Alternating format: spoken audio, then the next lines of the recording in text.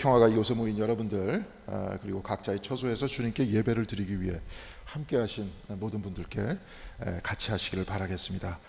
코로나19가 지배하는 이 세상에서 더욱 깊게 신앙 지키시는 여러분들께 이제 가을로 향해 가는 계절에 우리의 신앙도 더욱더 아름답게 결실하게 되기를 바랍니다. 지난 광복절에 중앙아시아 카자흐스탄 알마티에 있던 홍범도 장군의 유해가 돌아왔습니다. 제가 정동교회에 있을 때 중앙아시아 선교지가 알마티에 있어서 가본 일이 있었습니다. 저는 그곳에서 과거 우리 한국인들이 시베리아 횡단 연차를 타고 가다가 던져진 그 우스토베를 찾아갔었습니다.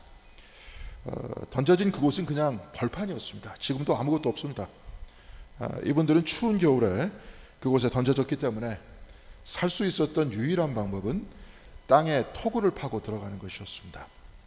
지금도 그때 팠었던 토굴의 흔적이 남아있는데요, 먹을 것도 없고 아는 사람도 없는 그 추운 벌판에서 어떻게 이들이 생존했느냐 이렇게 물으니까 그곳에 살고 있었던 카자흐스탄 원주민의 도움을 받았다 하는 이야기를 들었습니다. 이분들은 토굴 앞에 고깃덩이를 던져주고 가기도 했다, 이렇게 말했습니다. 이분들의 도움으로 이곳에 적응한 한국인들은 맨손으로 밭과 논을 일궜습니다.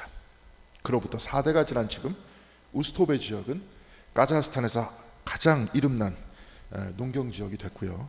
그리고 성공한 고려인들의 후손들은 각 분야에서 열심히 일하고 있습니다. 강제로 이주당한 과거의 그 사람들 가운데 홍범도 장군이 있었는데요, 그는 봉오동 전투와 청산리 대첩을 승리로 이끌고 민간인들 틈에 숨어서 지내다가 이들과 함께 카자흐스탄으로 가게 됐습니다. 카자흐스탄에서는 극장 수위로 살다가 여생을 마쳤다고 하는데 참 잘 안 어울리죠. 제가 알마티에 갔을 때 그곳 시장에 가면 주로 반찬을 만들어서 파시는 고려인들을 볼 수 있었습니다. 그리고 선교지에서 한국말을 거의 못하는 카자흐스탄 고려인들, 기독교인들을 만날 수 있었습니다. 저는 그때 유대인들만 디아스포라가 있는 것이 아니다 하는 것을 알게 됐습니다. 연변에도, 카자흐스탄에도, 그리고 우즈베키스탄과 같은 중앙아시아에도 흩어진 한국인의 혈육들이 많이 살고 있습니다. 우리는 미국 이민에 관해서는 잘 알고 있지만 이들 외에 우리와 같은 뿌리를 가지신 분들이 세계 어디에 살고 있는지 잘 모르지 않습니까? 그러면서 생각해 봤습니다. 과연 지금 우리는 전 세계에 퍼져 있는 고려인들과 한인들과 어떤 공통점들이 있을까? 과연 이들과 우리는 같은 민족이라는 말로 서로 마음을 열어놓고 말할 수 있을까? 또한 같은 민족이라고 하여도 우리는 무엇을 같은 민족이라고 말할 수 있을까? 저는 생각해 봤습니다. 이 땅에 사는 사람들만 놓고 봐도 북쪽으로 가면 북방민족의 피가 많이 섞여 있겠죠. 남쪽으로 가면 갈수록 폴리네시안의 피까지 분명히 섞여 있을 것입니다. 그리고 실제 유전자 분석을 해보니까 그렇게 나왔다는 소리를 들었습니다. 그렇다면 우리를 규정할 수 있는 것은 무엇이겠습니까? 저는 한마디로 언어일 것이라고 생각합니다. 같은 언어를 사용하는 것 외에 우리를 통합할 수 있는 것은 별로 없다, 이렇게 생각했습니다. 그렇지만 중앙아시아에 있는 고려인들이나 세계에 퍼져 있는 한국인들은 지금 한국말을 사용하지 않습니다.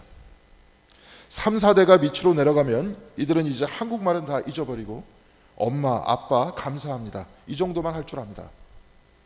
그러니 언어가 우리를 하나로 만들어주지는 못합니다.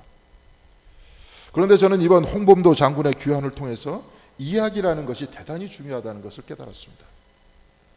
카자흐스탄 선교지에 나오는 고려인들은 홍범도 장군을 다 알고 있었습니다.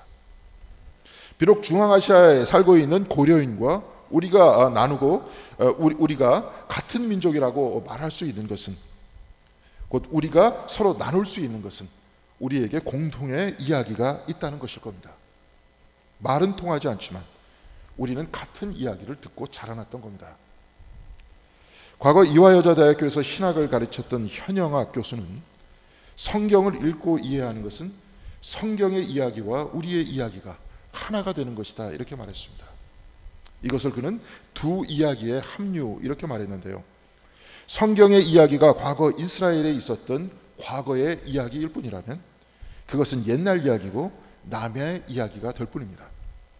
그런데 우리가 성경의 말씀에 은혜 받고 때로는 어떤 말씀들이 우리의 마음에 와닿아서 우리가 전혀 새로운 눈이 열리기도 한다는 것은 성경의 이야기와 나의 이야기가 하나로 합쳐졌을 때 발생한다는 겁니다.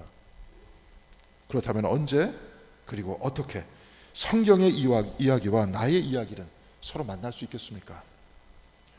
특별히 오늘 우리가 읽은 복음서의 말씀 요한복음 6장 56절에서 57절에 예수께서는 내 살을 먹고 내 피를 마시는 자는 내 안에 거하고 나도 그 안에 거하나니 살아계신 아버지께서 나를 보내심에 내가 아버지로 말미암아 사는 것 같이 나를 먹는 사람도 나로 말미암아 살리라, 이렇게 말씀하셨습니다. 이해하기가 쉽지 않은 말씀이죠. 그래서 오늘 본문 말씀 60절에 여러 제자 중 여럿이 듣고 말하되 이 말씀은 어렵도다 누가 들을 수 있느냐 한데라고 기록되어 있고, 66절에 그때부터 그의 제자 중에서 많은 사람이 떠나가고 다시 그와 함께 다니지 아니하더라, 이렇게 기록되어 있습니다. 저보고 잠깐 설교를 멈추라는 그런 말씀인 것 같습니다.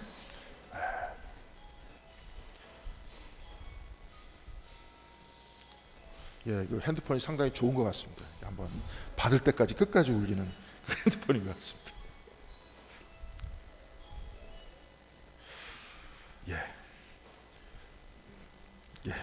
저도 어디까지 얘기했는지 잠깐 까먹었습니다.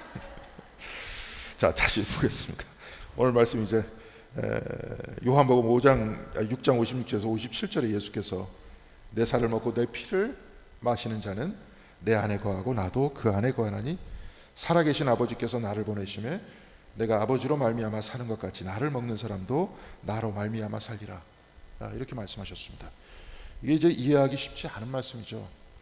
그래서 오늘 본문 말씀 여러분들 같이 들으셨겠지만 60절에 제자 중 여럿이 듣고 말하되 이 말씀은 어렵도다 누가 들을 수 있느냐 한데, 이렇게 기록되어 있고, 66절에 그때부터 그의 제자 중에서 많은 사람들이 떠나가고 다시 그와 함께 다니지 아니하더라, 이렇게 기록되어 있습니다.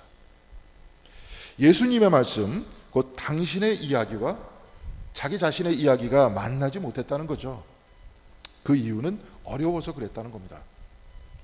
어려운 것은 사실 이 말씀뿐만이 아닙니다. 성경 자체가 어렵습니다. 그렇다면 이 어려운 오늘 말씀을 우리가 어떻게 이해할 수 있겠습니까? 그래서 나의 이야기와 오늘 말씀의 이 이야기가 어떻게 만날 수 있겠습니까? 지금 고인이 되신 미국 드류대학교 신학과 교수였던 세계적인 신학자였습니다. 이정영 박사의 고향은 이북이었습니다.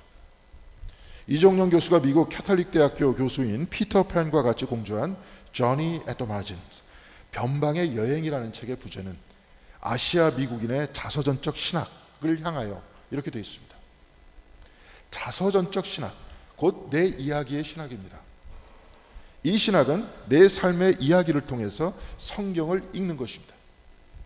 이 책에서 이정용 교수가 쓴 글은 A Life in Between, A Korean American Journey, 사이의 삶, 한인 미국인의 여행이라는 글입니다. 미국에 있는 한국인의 삶에서 하나님의 이야기를 어떻게 찾아내느냐, 이 말이죠. 이정용 교수는 1991년 여름 미 연합감리교회와 장로교회 목회자가 합동으로 북한을 방문했다고 합니다. 국적으로는 한국인이 아니라 미국인이니까 방문이 가능했던 거죠. 그곳에 이정용 교수의 동생 이정률 씨가 살고 있었다고 합니다. 평양 공항에 도착하여서 금강산 관광을 마치니 호텔 라운지에서 동생 정률 씨가 기다리고 있었다고 합니다. 헤어져서 세월이 많이 지났지만 서로의 눈빛이 마주치니 거의 본능적으로 서로에 대해서 알 수 있었다고 이야기하고 있습니다. 북한에 살고 있던 동생의 얼굴은 삐쩍 마른 체격에 얼굴은 검게 변해 있었다고 했습니다. 이정영 교수는 이 글에서 이렇게 쓰고 있습니다. 분단된 우리나라의 슬픔에 대해서 우리가 무슨 말을 할 수 있으랴. 한국민의 무제한 고난이 내 동생을 만나면서 밝히 알 수 있었다. 특별히 일제시대를 거치고 머지않아 한국전쟁을 우리는 맞이했는데요. 이정용 교수는 일제 말 한국인 거의 전체가 경험했던 것을 이렇게 이야기하고 있습니다. 우리는 한국말을 사용할 수 없었고 우리의 이름도 일본식으로 개명됐다. 한국말과 한국 이름이 우리에게서 쫓겨난 것이다. 우리의 정체성은 완전히 사라졌었다. 우리는 아무것도 아니었다. 우리는 변방으로 쫓겨난 것이다. 이정용 교수의 형은 전쟁 전 월남하여 한국군으로 참전했다가 낙동강 전투에서 인민군에게 붙들렸고 후에 풀려나 직업군이 되어서 국방부에 있다가 예편했는데 1980년대 세상을 떠났다고 합니다. 누나 역시 전쟁 전에 월남에서 저명한 신문방송학 교수와 결혼했지만 1962년 아이들을 남겨놓고 세상을 떠났습니다. 이정용 교수는 한국전쟁 때 아버지와 함께 월남했고 북한에는 어머니와 동생을 남겨두었다고 했습니다. 그리고 그는 이렇게 쓰고 있습니다. 38선을 넘어서자 나는 내 어머니가 계신 나라로 되돌아갈 수 없었다. 아버지와 나는 남한과 북한에서 모두 받아들여지지 않는 난민이 됐다. 나는 집 없는 거지였고 부잣집에서 심부름을 해주며 살다 부산에서 노동자로 일했다. 전쟁 이후 어머니는 이북에서 이미 세상을 떠났고 아버지는 이정용 교수가 북한을 방문할 때쯤에 암으로 세상을 떠나셨다고 했습니다. 평양에서 도쿄로 비행기를 타고 다시 한국 김포공항에 도착해서 병든 아버지를 그때 마지막으로 뵀다고 했는데요. 병상에 누워 계신 아버지에게 북한을 방문했다는 소식과 둘째 아들 정률과 돌아가신 어머니 소식, 그리고 묵었던 동네에 대해서 말씀드렸다. 이렇게 말하고 있습니다. 이 말을 듣고 병상의 아버지는 눈물을 흘리시면서 천천히 말씀하셨다고 합니다. 아직 두 아들이 살아있네. 한 명은 북쪽에, 한 명은 남쪽에. 난 내가 살아있어 행복하다. 우리가 어떻게 남한으로 왔는지 기억하니? 이때 이정용 교수는 네, 기억나요라고 대답했습니다. 이것이 서로 나눈 마지막 대화였다고 했습니다. 곧 아버지는 혼수 상태로 들어가셨고 며칠 뒤 세상을 떠나셨다고 했습니다. 이정용 교수는 1955년 페남기를 타고 미국에 도착하여서 유학 생활을 했는데요. 당시 그는 미국의 문화와 삶의 방식에 적지 않은 문화적 충격을 받으면서 살았다고 했습니다. 제가 미국에 유학을 갔던 90년대에도 저 역시 신학교 안에서 인종차별을 많이 당했는데 1950년대 미국은 얼마나 심각했겠습니까? 신학교에서 그리고 교회에서 똑같이 인종차별을 받았고 신학교를 졸업한 이후 감리교에서 안수를 받고 교단에 허입될 때에도 인종차별 때문에 수없이 많은 우여곡절이 있었다 이렇게 말하고 있습니다.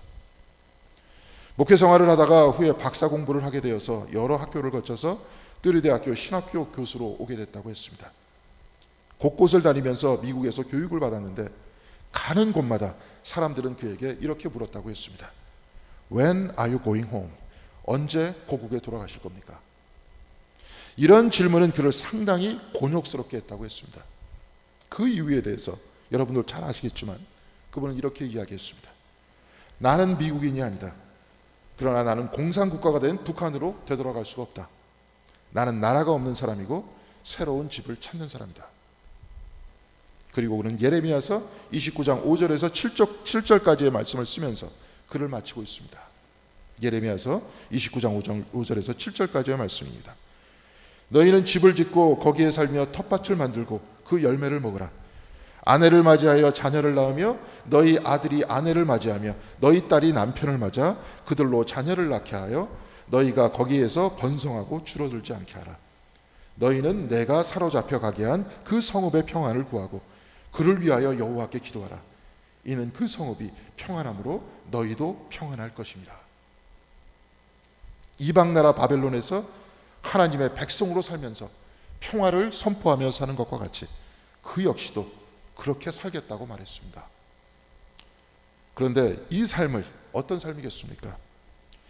이정용 교수는 그의 또 다른 책 마지널리티, 변방이라는 책에서 예수 그리스도의 위치는 하나님의 나라와 인간의 나라 그 사이에 위치한다고 했습니다. 제가 그림을 하나 준비했는데요. 한번 잠깐 보여주시죠. 좀 더 크게 썼어야 되는데 제일 왼쪽에는 인간의 나라, 가운데는 예수 그리스도, 오른쪽에는 하나님의 나라 이렇게 되어 있죠. 저 그림을 보시면 아시겠지만 인간의 나라 끝에, 하나님의 나라 끝에 예수 그리스도의 중심이 있습니다. 인간의 나라 끝과 하나님의 나라의 끝, 바로 그곳에 십자가가 있다는 겁니다. 이 그림을 보면 예수는 인간의 나라에도 속하지 않았고 하나님의 나라에도 속하지 않았습니다. 그런데 바로 그 자리, 그 어느 곳에서도 속하지 않은 그 자리에서 하나님의 나라와 인간의 나라를 하나로 통합하고 있습니다.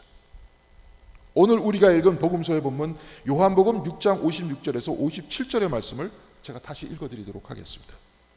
내 살을 먹고 내 피를 마시는 자는 내 안에 거하고 나도 그 안에 거하나니 살아계신 아버지께서 나를 보내심에 내가 아버지로 말미암아 사는 것 같이 나를 먹는 그 사람도 나로 말미암아 살리라.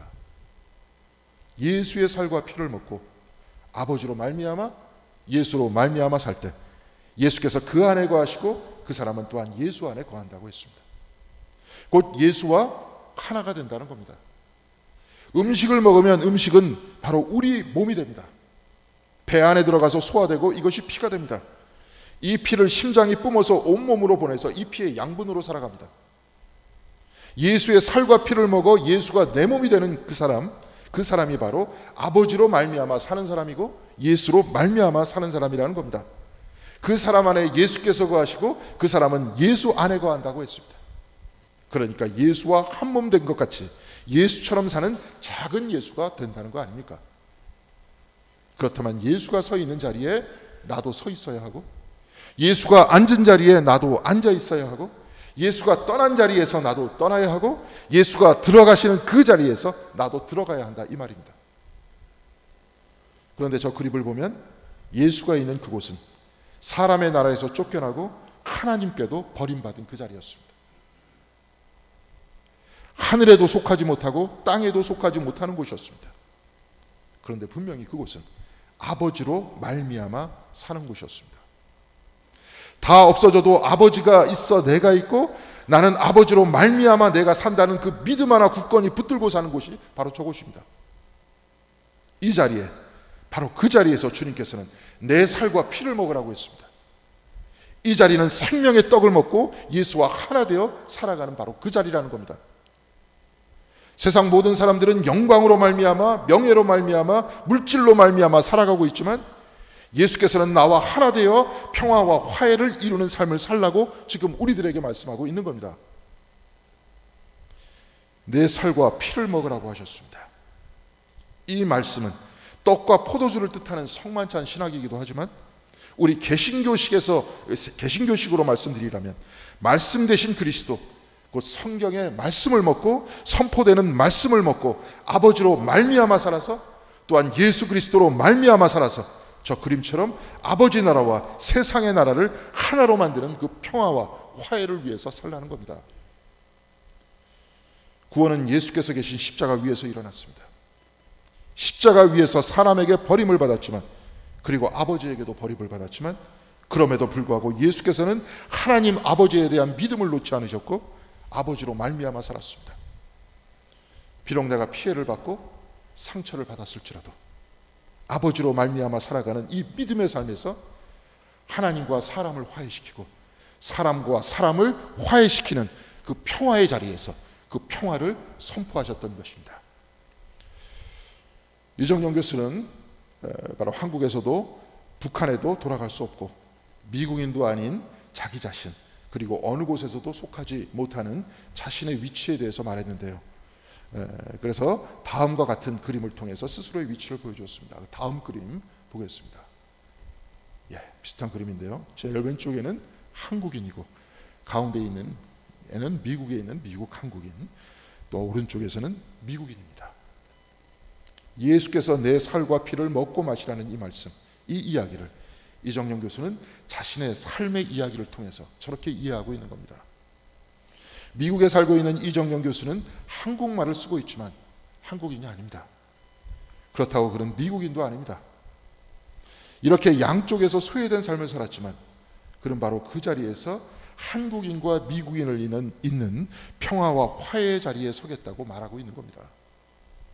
주님께서 인간의 나라와 아버지의 나라에서 소외됐지만 이 둘을 하나로 연결시키신 것처럼 자기 자신도 한국에서 소외되고 미국에서 소외됐지만 양쪽을 잇고 화해시키는 평화의 삶을 살아나가겠다는 겁니다. 저는 이정용 교수의 삶을 바라보고 또한 오늘 우리 자신을 바라보면서 우리 역시 이와 비슷한 그림을 그릴 수 있었다고 믿었습니다. 자, 다음 그림 보여주시죠. 똑같은 형태인데요. 제일 왼쪽에는 전통적인 한국인입니다.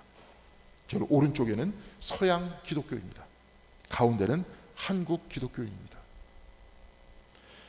다시 말해서 우리는 전통적인 한국인도 아니고 또한 서양 기독교인도 아니라는 겁니다.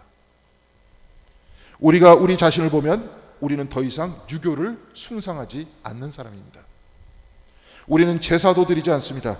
더러 드리시는 분들도 계시겠지만 신앙을 지키면서 그 자리에 있는 것이 그렇게 유쾌한 일이 아닐 겁니다. 그런데 그렇다고 우리는 서양의 기독교인들도 아닙니다. 우리는 미국인들이 일상적으로 하는 말을 알고 있죠. 들으신 분도 계실 겁니다. None of your business. 네 일이 아니다. 내 일이다. 그리고 이런 말도 자주 합니다. Stay out of my business. 내 일에 상관하지 마. Where I go, I go. Where you go, you go. 너 가는데 너 가는 거고 나 가는데 나 가는 거야.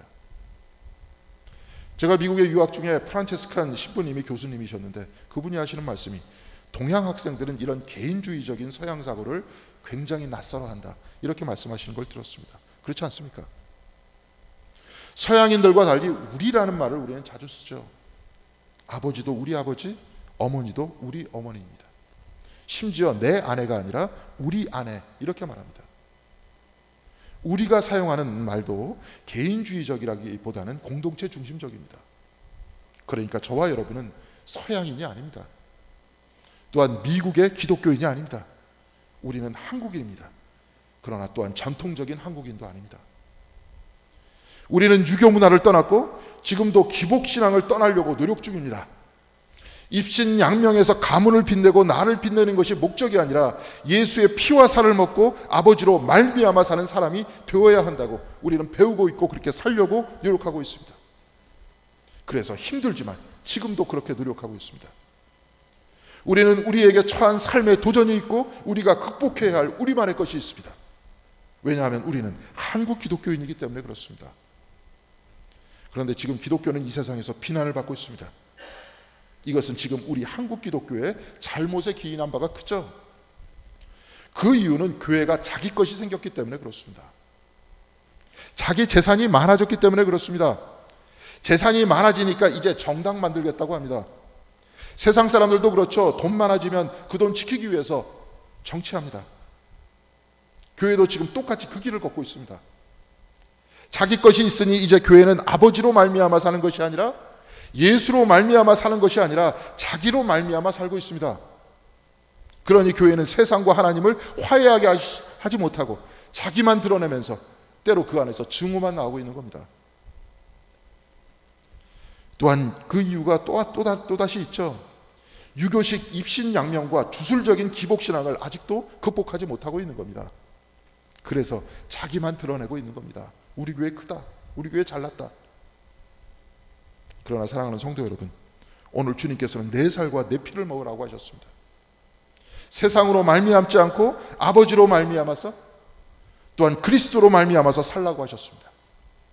권력이 있고 재산이 있는 교회는 자기로 말미암아 살지만 사랑하는 성도 여러분, 우리 교회는 아버지로 말미암아서 예수로 말미암아서 살아야 합니다. 디트리 보네퍼 목사는 친구에게 보낸 한 서신에서 이렇게 말했습니다. 하나님은 자기 자신을 이 세상에서 십자가로 내쫓으시네. 하나님께서는 이 세상에서 무력하시고 연약하시네. 하나님은 그런 식으로 우리와 함께 하시고 우리를 도우시네. 마태복음 8장 17절의 말씀, 우리의 연약한 것을 친히 담당하시고 병을 짊어지셨도다는 그리스도께서 자신의 전능이 아닌 자신의 약함과 고난으로 우리를 도우신다고 분명히 전하고 있네.